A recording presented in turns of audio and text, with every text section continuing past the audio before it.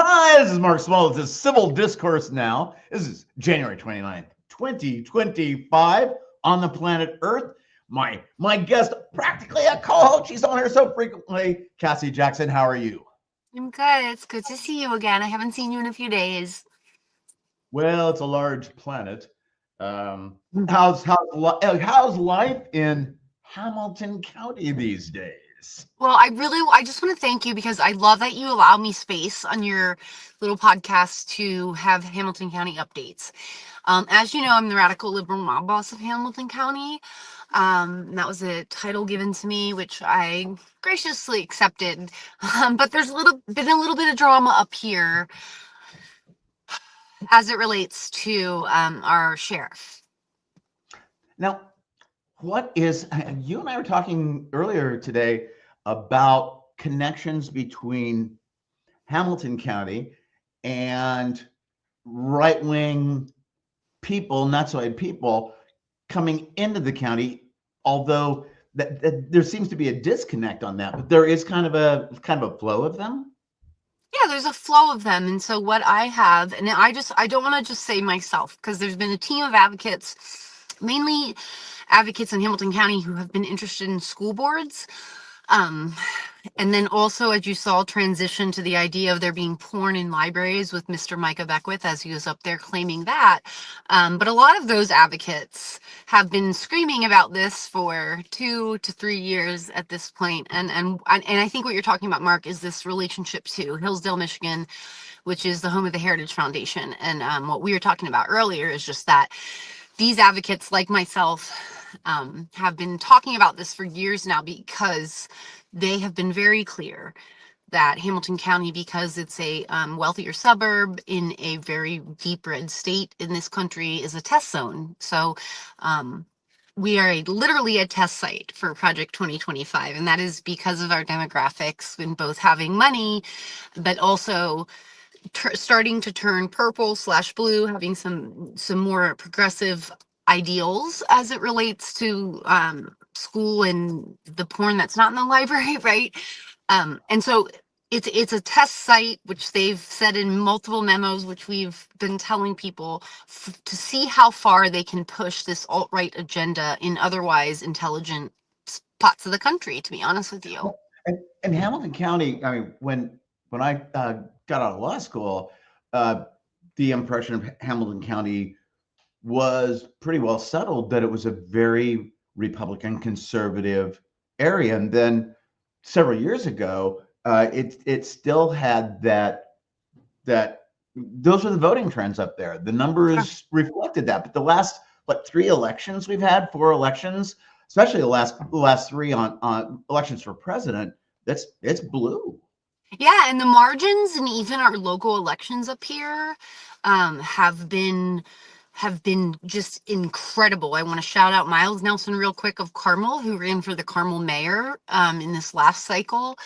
And he did lose, but the margins were just insane, things that we have not seen ever before. And so this idea of like, well, imagine where we will be at the next cycle of mayoral elections. It's just really exciting. And also the school boards, it's important to note that there's been a lot of, and that's when we'll get into that in a second, why there are certain things popping up here in Hamilton County. But if you remember, if we keep it in the frame of we're a test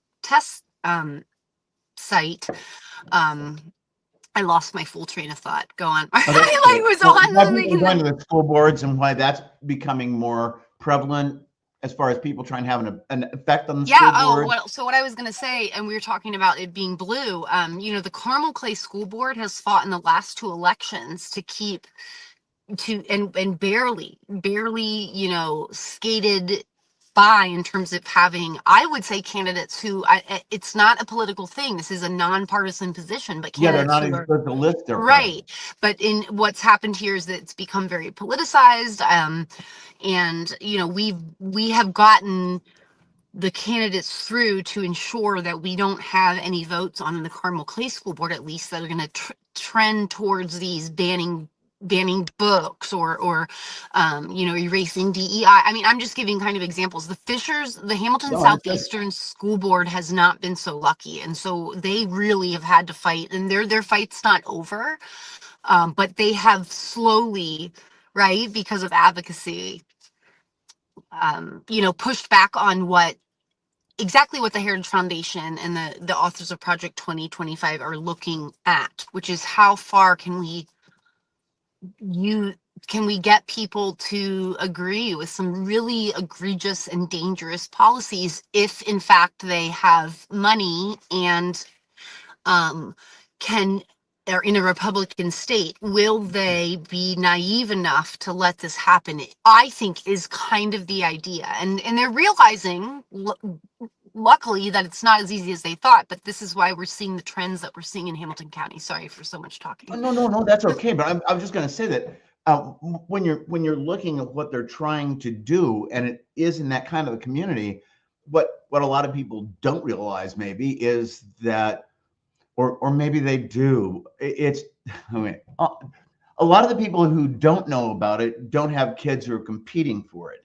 The kids And who want to get really good schools and get the financial aid packages so that they don't have humongous debt are going to want to have transcripts from high schools that aren't basically, let's put it this way. When the school board members come in and have to take off the hood from their robe before the meeting starts, that's a little bit of indication that maybe isn't a real open-minded place. And here's the thing, a lot of people also out there that aren't aware of those kinds of trends and aren't maybe aware of is that, like, okay, there is an indoctrination in undergrad. We're indoctrinated to think for ourselves. That's exactly right. And indoctrination, by the definition, is something that happens to all humans. It's had this really wild, almost pathological connotation by the right that is, as it's been brought out. But indoctrination, we are indoctrinated. It happens. That's part of psychological and human development. It's when we get into the pathological indoctrination, which I know and have claimed, and you guys can check out my page, that is happening, for example, with the children in Micah Beckwith's church. It's the way we're indoctrinating. Everybody's indoctrinated. That word has been co-opted similarly to the word woke, right? Yeah. Well, and that's the word woke is just so silly, but it's when I also wanted to just hone in the point here that the recent things so when people are having all of these big aha moments in terms of, well, I can't believe it's happening in Hamilton County. Again, I'm going to draw people back to this understanding, which is something that I've known and been talking about for a long time now, which is we are a test site, which means that they're going to use all kinds of tactics. It's similar to throwing something at a wall and seeing what will stick. And so let's go over some of those tactics. I mean, truly, we had Purple Parents.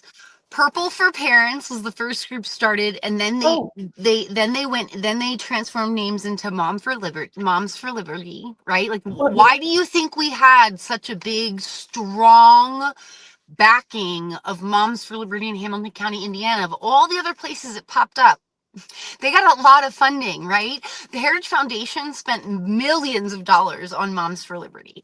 And so if we're the test zone, of course we're going to have it come full force. Of course they're going to be the ones that quote Hitler in the first newsletter. It didn't surprise me. It surprised everyone else. Let's talk about the porn in libraries and the fact that all of these books started to be contested in the last 4 years. And you can see a stark rise if you look at statistics of all these books that have been around for all kinds of time, right? And then when did we start having to question them and reevaluate them? 3 years ago, and this spike goes drastically up. And where did we have those fights? Predominantly, which were trying to get national attention, and we had authors involved like John Green, Hamilton County, Indiana. Let me remind you that Micah Beckwith is born in Hillsdale. And so it just is so cute that he's getting support to rise into these political positions and blah, blah, blah. And now his brother, so one of his brothers got recruited to come to the church here as an online pastor at Pendleton. And he just brought on his other Beckwith brother as an associate pastor to Life Church now this past summer. They Sociopathic were too. born. Associate pastor. I'm sorry. Oh no, they I were thought. born in Hillsdale, Michigan, home of Heritage Foundation. There's a reason that these people are being stroked by those people in an area like this. That's why Beckwith joined the library board, right? En route to him getting more notoriety so that we could see if Hamilton County residents were going to fall for this whole porn in kids' books. It didn't work.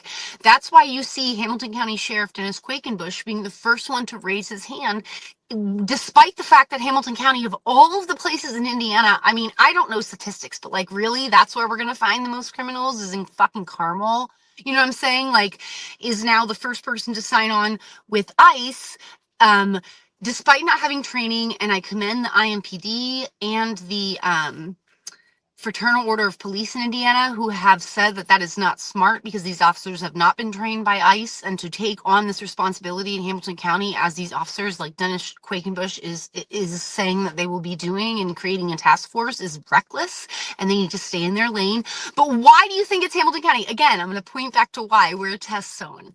You know, we have to look at this in context of what we are in a petri dish, and if we can't recognize that we're in a petri dish, which again, and you and I have talked about this personally, and I don't want to get emotional, but I've been screaming for years, right?